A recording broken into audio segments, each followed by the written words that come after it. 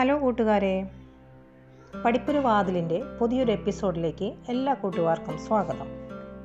കഴിഞ്ഞ ദിവസം ദിനപത്രത്തിൽ വന്ന ഏതാനും ചില അറിവുകളാണ് നിങ്ങളുമായി ഞാൻ ഇന്ന് പങ്കുവയ്ക്കുന്നത്. 21 മാസമായി കലാപത്തിലേർപ്പെട്ടിട്ടുള്ള മണിപ്പൂരിലെ വിഭാഗങ്ങൾ ആരാണ്? മെയ്തേയ്, കുക്കി വിഭാഗങ്ങൾ. മണിപ്പൂരിലെ കലാപത്തെ തുടർന്ന് രാജിവെച്ച മുഖ്യമന്ത്രി ആരാണ്?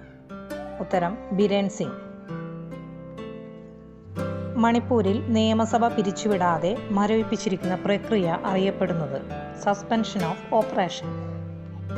ഏറ്റവും കൂടുതൽ രാഷ്ട്രപതി ഭരണത്തിന് കീഴിലാവുന്ന സംസ്ഥാനമാണ് മണിപ്പൂർ.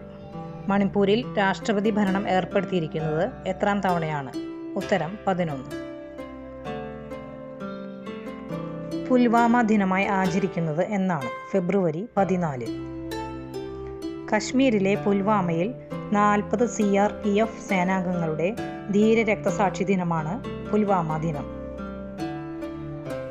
കഴിഞ്ഞ ദിവസം അന്തരിച്ച ഡോക്ടർ മാധവ ഭട്ടതിരി ആരാണ്? പ്രശസ്ത മെഡിക്കൽ ബയോകെമിസ്ട്രി ശാസ്ത്രജ്ഞനും 1985 നൊബേൽ സമ്മാന ജൂറിയുമായിരുന്നു അദ്ദേഹം.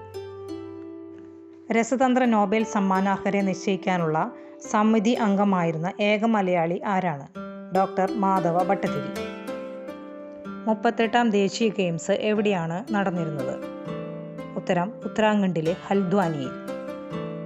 അധികാരത്തിലുള്ള ചില വ്യക്തികൾ: സംസ്ഥാന വനം മന്ത്രി AK ശശീന്ദ്രൻ, കേന്ദ്ര ധനമന്ത്രി നിർമ്മല സീതാരാമൻ, US ഇന്റർനാഷണൽ ഇന്റലിജൻസിൻ്റെ പുതിയ director Tulsi Gabbard, US president Donald Trump, vice president JD vans.